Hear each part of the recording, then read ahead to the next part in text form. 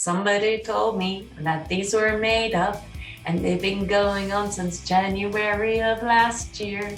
I totally screwed up this tune, but I don't care.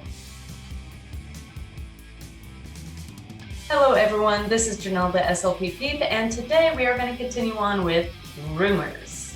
For those that are new here, please hit that like and subscribe button, and off we go. Myth. SLPs only play. We wish this was the case. A lot of SLPs do play-based therapy, which means it looks like play, but we're actually manipulating the strings a lot.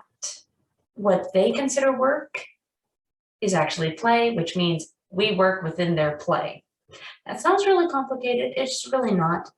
Basically, what they like to do, we now like to do, and they like to play, so we like to play with them, which means we can work on articulation, we can work on pragmatics, we can work on language, we can work on who knows what else, including following directions, because that's very hard to do for some kids.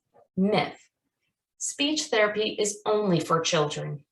While I'm going to throw a ballpark number here, about over half our clients are children.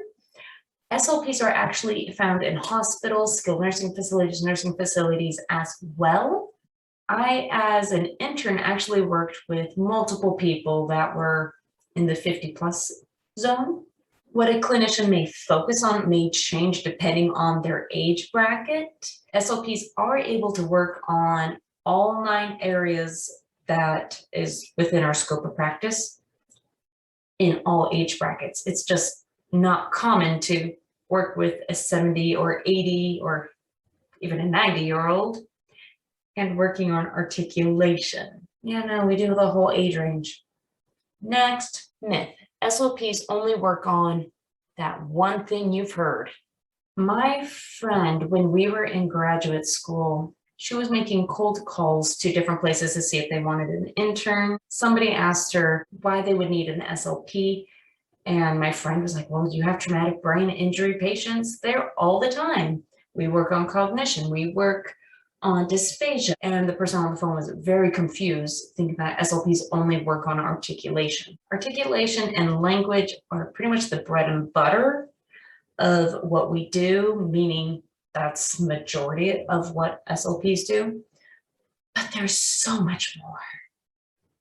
I've talked about it before, I will say it again. We have 9 areas as our scope of practice. Myth. Speaking 2 languages will delay a child's speech. This one is very interesting. I turned over some of my clients to a new SLP, and she's bilingual, and she had fun educating me on this one. Speaking 2 languages will not confuse a child, at least not in the way you're thinking of. What it will actually do is integrate 2 languages in a child at a young age. They won't have a L1 and L2 or a primary language and a secondary language. They will just have both languages at once. And they will store information about the 2 languages in different dictionaries in their heads. They will actually understand these are my Spanish words, these are my Japanese words, or these are my French words, these are my Arabic words. They'll store it in their head knowing that they're different. But they may understand these are the words that this grandparent speaks. These are the words that this grandparent speaks. It will not delay them. They'll just know 2 languages. Myth. Only SLPs do the therapy, not the family. Yes, SLPs want to do therapy with the child. But who's going to be with the child more? Us or you? If there's a therapist that is with your child more than you are, there needs to be a different kind of consultation going on. What we as therapists do is we love to check in, see the development here, see the development there. We will try new stuff out. If it works, that's great. Hey, here are my recommendations for you.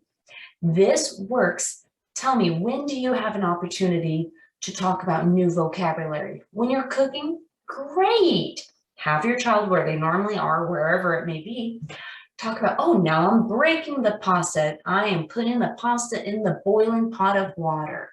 All of a sudden, you're starting to get more language in. So we want to explain to you how you can do it at home to help boost and help your child with their language, with their articulation, for anything and everything.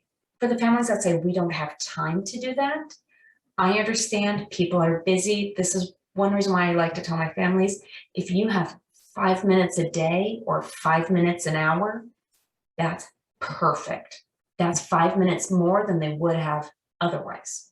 And maybe you have 5 minutes a day one day, maybe you have 5 minutes every hour on another day, whatever it may be, just a little bit of time makes all the difference. After those 5 to 10 minutes, your child may mentally be wiped out. And so we want to give them the rest of that hour or day even to mentally recover. Myth: in-person therapy is better than teletherapy. Never thought this would be a rumor. The difference of therapy formats may be better or worse for people. I don't know how else to word it than that. Some people may love teletherapy more than in-person therapy, and the reverse might be true. I once shared a client with a coworker. She saw the client in person. I saw them online, and that child was night and day. Seriously, that child was night and day. I did not recognize that child when they came into the clinic, even though that child recognized me. In all honesty, it depends on the therapist, it depends on the client, it depends on so many factors. Sometimes the client is really great online, but they struggle in clinic. And sometimes the reverse is true. Sometimes they're great in both, and sometimes it's just hard to work with a client. So don't rule out teletherapy just because of 1 or 2 sessions. Maybe they need a break from it. Maybe they need time to adapt to it. But just realize teletherapy is going to be here for a while now. Myth: Blink promotes language development. Pulling up an app, pulling up a video, pulling up anything and expecting somebody else that's not there in person or teletherapy wise, expecting language development does not happen sporadically, and it does not happen on a flat screen and one-sided. If it's two-sided, like in teletherapy case where I can talk to you, you can talk to me, and we can have this conversation going back and forth, then things can happen. But to not have that reciprocal part, language doesn't really develop, or it can develop poorly or inaccurately. So to tell somebody, we got this app, we got this product, we got this book, we got these cards, and these things develop language, I would be concerned.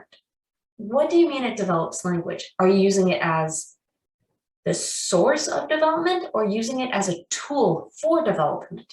If you're using it as a tool, I can see how it works, because that means you, the caregiver, are manipulating the tool. You're using it how you want it to.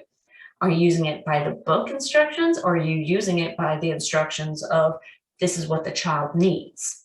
To put your eggs all in one basket, and the basket's not even yours when it comes to language development, it's very risky and very scary. Language development happens best with a partner. Please be that partner. Don't let an app or video or anything else become that partner in language development. Be that partner. Thank you so much for watching. I hope you have a terrific day. Question for the video though is this: what rumor surprised you today? Let me know down below and have yourself a terrific day. Thank you so much for watching. Bye-bye.